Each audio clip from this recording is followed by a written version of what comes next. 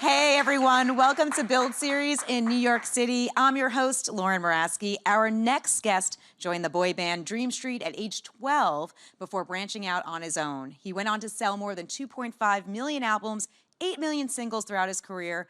You may also know him from acting gigs on All My Children and Summerland. Now he's out with his first new song since 2014. Please welcome Jesse McCartney. Hey guys, how are ya? Nice to see you, Lauren. Nice to see you. How's everything? Everything's great. How's everything by you? Everything's good. I was just saying I've never seen it, the video anywhere else but my laptop. Yeah. So it's fun to see it like on a big screen. It's real, right? Were you nervous before putting this out to fans? Because it's been a minute. It's been a minute. I was anxious. I mean, it's been almost 4 years since I've released any new music, and I didn't really know what to expect and what the fans' reaction was going to be. But so far, it's been overwhelmingly positive. So I'm very happy and grateful. Well, fans are excited to have you back. So the song "Better With You" is the first single off what is hopefully going to be a new album. Yeah. How did the song come about for you? Well, I was in the studio in the last couple years, and one of my buddies, Brandon Burnett, he and his girlfriend actually helped me write the song, and it was kind of a crazy time last year, and I just felt like there was a lot of division among everybody, and it was very intense, both politically and socially, and I just felt like there needed to be a song to make people feel better and just kind of bring people together. And I think everyone can kind of relate to knowing or finding somebody that it just sort of makes them a better version of themselves. Mm-hmm. And Better With You came out one day in the studio, and we were like, yeah, this is nice. This feels good. So, and then, when it came time to release, we were like, I think this should be sort of our first foot forward, And yeah, like I said, it's been incredible. The fans have been I've been doing a lot of live shows, and they're already singing the song. It's really cool. That must be a good feeling. Yeah. Especially because it's such a new song. It's funny when I've never seen in like 15 years that I've been doing music. I've never seen a live show. I've never been performing at a live show where the fans have so quickly learned the lyrics. Even if they've never heard it, by the second chorus, they're like already singing along. Yeah. It's a special feeling. How autobiographical is this track? Very. I mean, I have a special somebody, and I think everybody has a special someone in their life that they know that it just brings the best out of them. Whether that's your significant other or your mom or your pet. Yeah, yeah. I think it's certainly accessible and relatable for anybody. How about the video? The video is very cool to accompany the track. Thanks. Did you have any insight into what that would be? Did you have any input? Yeah, so I sat down with my director, Joe Roy, who just did such an incredible job. And she and I sat down and we just sort of banged our heads together. There was several different working ideas, and we just felt like, no, that doesn't work. And it was just kind of a collaborative effort. And we decided we wanted to do something that was like a butterfly effect, where something as incidental as a quarter rolling past your shoe could change the entire outcome of your future and your future relationships. And and that's what we set out to do. So we got Danielle Campbell, who was lovely in this video. She's an incredible actress. I knew I needed an actor because we were attempting to shoot over a 2-day period and make it seem like we had been in a 5-year relationship, which can be like super uncomfortable if you've never met somebody before and you're like working with them in such a close environment, such close quarters. And we got her involved, and yeah, we shot over a 2-day period. We had like 30 costume changes because, again, we were trying to make it look like an authentic relationship. And it's hard because with a song like this, it could so easily be like a slice of cheese, It could be super cheese ball. But we wanted to incorporate things that made a relationship look authentic. That's why we had this like fight scene in the middle, and it was the highs and lows of a relationship that we wanted to sort of highlight. And I think that this video executed that. I agree. I think watching it, you're like, yep, I've been there, done that too, right? Yep. So it's really relatable. And I like that the song, even though you said it's about your special someone, it could relate to so many different people's special someones. Totally. If you have feelings. Yeah, right. Do you guys have feelings? All right, yeah, we got feelings. We can relate to it. So is this an indication of what we're going to hear from you in the future in terms of a full-length album? Totally. I think that I think what's cool about this record is that there's something that is familiar about it. I think that this record is most reminiscent of some of my earlier stuff in like the Beautiful Soul days, with a 2018 contemporary feel. But lyrically and sort of genre-wise, it felt like it was leaning a little more pop than some of my previous stuff. And yeah, I think this is probably a pretty good representation of the rest of the music that I have to put out this year.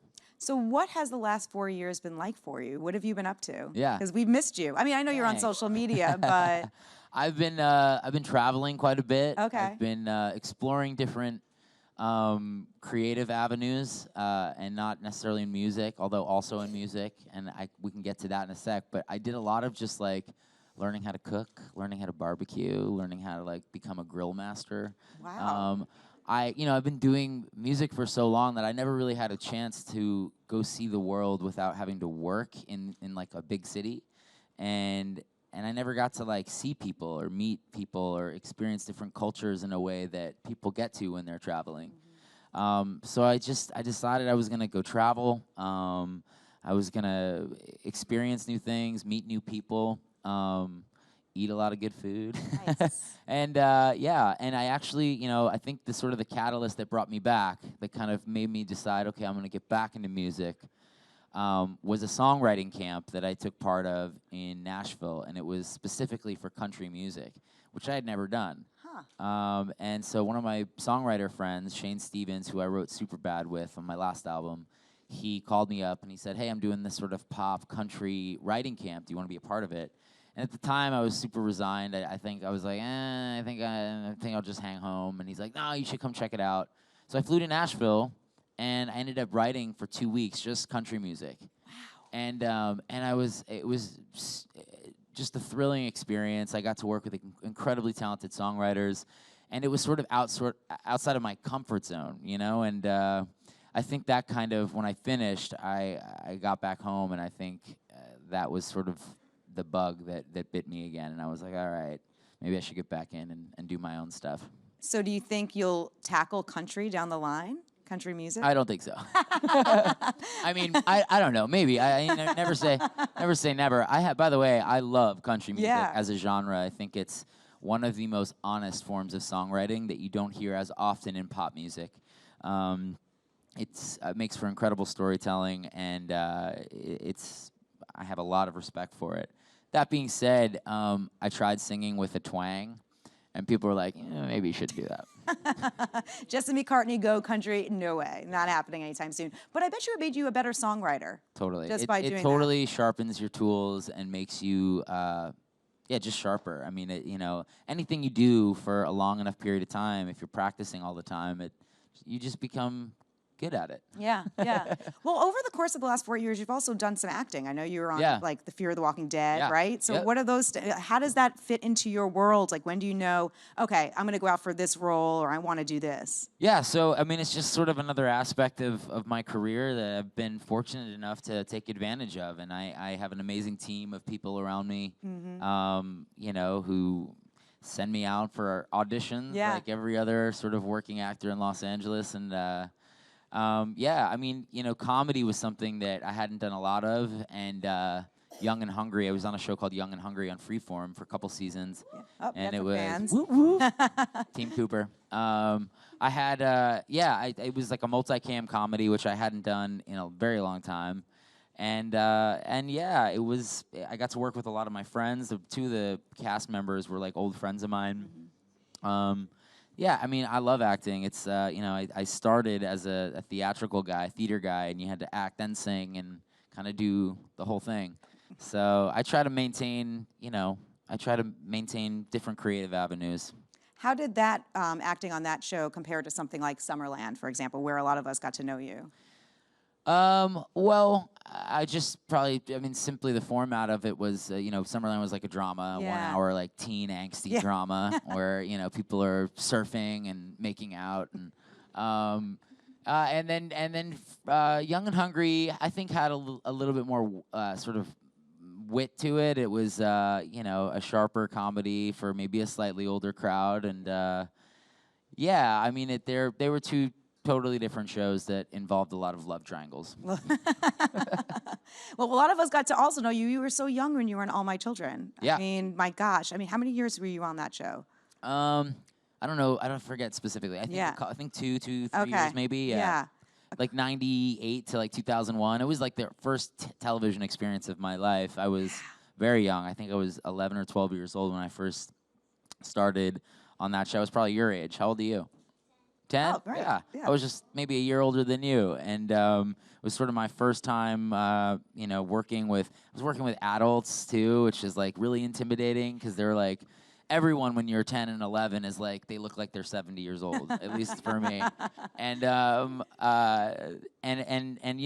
when you're working for the first time, you want to be great. And I just remember having so many fond memories of working with people like Michael Knight and Katie McLean and Kelly Ripa, who played my sister on the show at the time.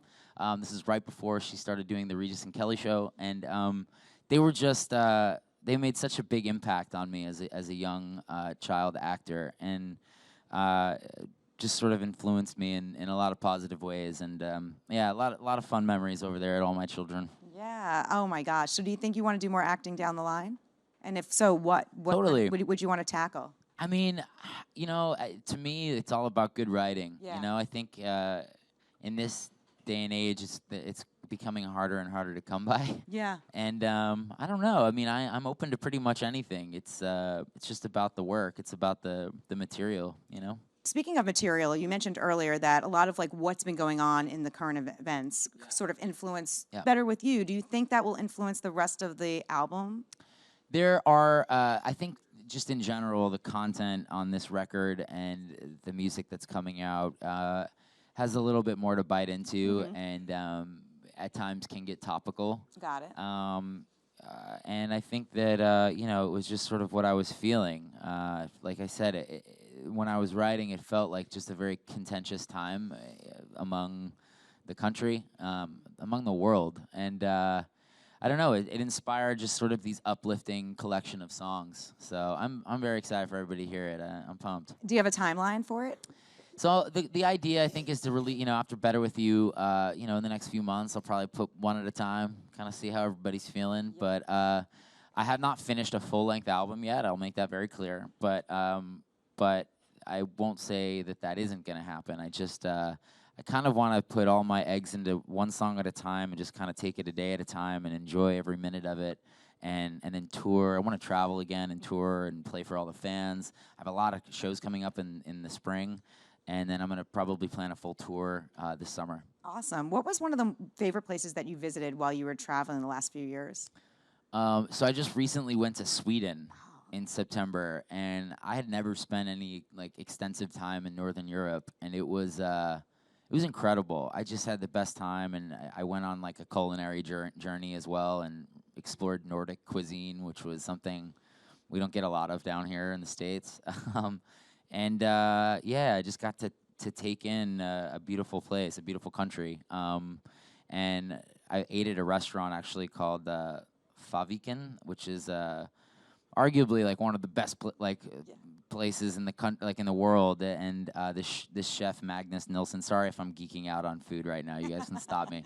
But I've been a huge fan of food and culinary documentaries and books. And anyway, it was something I saw in a documentary. I was like, I got to go to Sweden. We got to go. And so we went for 2 weeks, and it was one of the coolest because I didn't have to work. Yeah, I could just that's always a bonus. Sit around and drink wine and travel. It was a blast. Well, when you're on tour, you're working really, but it's also probably fun because you have such a solid, dedicated fan base, right?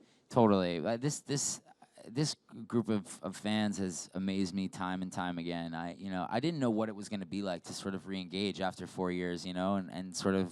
I didn't know what their reaction was going to be, and they made it pretty clear immediately that they were there and that they were ready for new music. And they've just always been super supportive. I go out on the road and I'm playing live, and it's just it's really just I have the best job. I really do. It's the best gig ever. Your fans have always been really dedicated. There was a story that you told where you got literally trampled at a mall in Chicago, right? Yeah. I mean, what was that? You were how old at that time? I think I was 16. It was like right when Beautiful Soul came out, my debut record. Yeah. And yeah, that's a funny story. So we were in Chicago, and I was showing up to a mall for like a meet and greet or like a signing or something. And originally they were like, "Oh, we're expecting like 300 to 500 people." And we got there, and they were like, "We might have to shut the mall down. There's 8,000 people that are here, and we don't really know how to get you in." And I was like, "Oh, we can do this. Like, I'm not gonna let these, them down. We're not gonna leave. We're gonna do this." It's a terrible idea. So we pull up, and like I have a security security detail around me whose average, I think their mean age was probably like 70 years old, which is cool, but like I don't think they were up for the job. Right. And so like I'm in the center, and there was like 15 security guards like around me, and their idea was, we'll just walk through the crowd, which was a terrible idea. And so they put me in the center, and they just had me surrounded, and almost immediately, like they just start going down one by one, all the security guards. And I'm like trying to help the security guards, like I'm helping them up. And like in that moment, like I remember somebody coming down, like reaching on top of my head and like yanking a fistful of hair. Oh. And I saw her hand, and I was like, "Is that my hair in your hand?" So I'm like crying and like thanking the people and like trying to walk to stage, bleeding, and like, "Oh, what's up, Chicago?" And it was like my first real experience with like sort of mania, and but I wouldn't trade it for the world. I mean, it was a good time. My gosh, what a story. I mean, how have you stayed so grounded all these years? Because that was like so many years ago. I just have a really, just a great support system among my family and among my friends and the people I work with, and they've always been willing to give me a swift kick if if I do something stupid. I mean, I think, for anyone coming up in this industry, for young people especially, I think that, you have to constantly tell yourself to surround yourself with good people, because you are who your friends are, and that's just kind of how it is. And you're gonna, that's, if as long as you have people that can tell you no in your life, I think you'll make it. Yeah. Well, you did to this point. That's great. Thanks. Beautiful Soul, we were playing that backstage and people were still singing it and enjoying it. What do you think it was about that song that really resonated and made you, really resonate with fans? I just think that the message was nice, I think people like to feel good, and it has just sort of an earnest, honest quality, that, no matter how you sort of view beauty, like I think everyone can agree that at the end of the day, like people who have a personality that make you feel something with their soul is the most important thing. And I think that's what connected. I think that's what Beautiful Soul was. What the DNA of that song was about. How you are as a person. We talked a little bit about success and mania, but to what do you owe your success? Do you think some of it's luck? Do you think it's talent, hard work? Mostly luck, maybe a little bit of like talent, but mostly luck and timing and people that that are able to help. I'm sort of and everybody in the industry that does pop or any music, they're just the face of the operation. Whoever you look up to, whoever your guy is or your girl is, they're just the face. Like there's a whole team of people that make this happen. It's not just myself. It's a collaborative group effort that no one person can do. It seems like with this album, you're really going to be hands-on with this stuff. Are you kind of going on, like from start to finish, you're involved, totally right? Yeah, it's very intensive because as an independent artist now, it is one of those things where you're involved from every standpoint. You have, all the creative, and then you have to also think about sort of the business aspect of it, the marketing, the advertising, the money, like all that stuff, which is not as fun. Yeah. But it's something you have to think about, and it's incredibly challenging for sure. Quite different from when you got your start then, when you're kind of on a label, et cetera. Totally. And I mean, that being said, it's also incredibly liberating to be able to do it all on your own, because you don't have necessarily a group of people standing over your shoulder telling you what to do or how to do it or what songs are good. You know, at this point, you know, it's a lot more work, but you have the creative freedom to do what you want. What can we expect on the tour that's coming up? Oh, so right now in the spring, I have a ton of I'm doing a lot of colleges at the moment. Yeah. But on the full tour, you'll expect to see all of the songs you love, plus some new ones that I hope you end up loving as well. And I'm gonna bring my band out. Nice. It's always a fun show, and it'll probably be like kind of House of Blues kind of vibe. Cool. I think. So right. we're still talking about it. We're Yeah. still figuring it out, but I'll keep you updated. All right. Well, we look forward to that. It'll be a great chance for you to like road test some of these new tracks too. Yeah, totally. Lauren, every time like I do a new song, it's like just the most, I can't tell you how exciting it is as an artist. Like when you're on stage and you get to sing a new song for the first time and watch the audience's reaction, it's just the most fulfilling feeling. And old songs too. I mean, there is something fun about playing Beautiful Soul, and it's nostalgic for everybody. When that happens, like that moment is incredible to watch. But the new stuff, like playing new stuff as an artist, it's like what you dream about, you know? So amazing. Well, we have some questions from the crowd before we let Cool. you go. So let's get to it. Ooh, our first one, Ah, our friend over nice. here. Hello. Hi, I like your Jesse. hair, by the way. That's super cool. Thank you. So my question is, how were you nervous when you was on Young and Hungry? Was I nervous? Sometimes. You know, there was a lot of, you know, comedy is a very difficult thing to do, I found. And I was surrounded by a lot of talented actors. But, you know, when you're on set, you sort of, it's always a learning experience. And I think performing, especially on that show, in front of a live audience is it makes you even more nervous because, like, if you mess up, like, the entire audience sees you, you know? Which I did several times, by the way, mess up. But, you know, I think with comedy, everybody laughs at the end of the day. So even if you mess up or you make a mistake, everybody laughs about it. All right. Thanks for that question. Yeah. All right. Who's next? Hi, Jesse. Hey. I got to see you on the Technicolor tour. Cool. Yeah, and What'd you think? It was really good. And you took a little break after that. So Yeah. you already touched on the tour question, but I have my two little girls here. They grew up on your music because of me. Cool. And I wanted to know, are you going to be doing album signings and like things like that? Because they're old enough to share it with me now. Would you like me to do an album signing? Yes. I don't have any specific plans right now for an album signing because there isn't like a full album yet. But you know, just let me know where and when, and we'll set it up. Amazing. Look at that. All right. Next. Hey, Jesse. What was your favorite memory from Hannah Montana?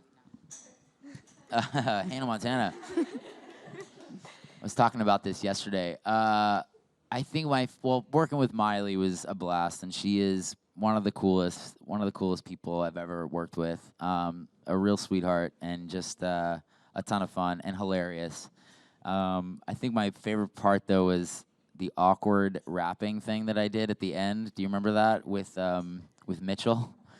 It was I don't think I've never looked. It was really awkward. It was like I remember doing this and dressing up in the outfit, thinking like I can't believe I'm doing this. But you know, you got to do stuff that you don't want to do sometimes for art, for the love of art. All right. Who's next? Hi. Hey. I was just wondering, since you've been traveling and just doing it for fun, are there places that you really want to go to that you haven't been to yet? Sure. I still have not been to South America, and I know that there are a lot of fans down there. I get hit up on Instagram and on Facebook and on Twitter all the time, like, come to Brazil, and I've never been down there, and I know it's an amazing place. So at some point, I'd like to get down to South America. All right. Thanks for that question. And thank you so much for coming by to Bill today. Thank This you. is so What a great. cool space. Yeah, cool space. is fun. This used to be a Tower Records, by the way. So, Aha. so it's all the music, it all comes back together. Full so circle. I like all it. full circle. All right, that single is out now. It's called Better With You. And Yeah. give it up one more time. Jesse Thanks, guys. McCartney. Thank you. Thanks, Lauren. Thanks.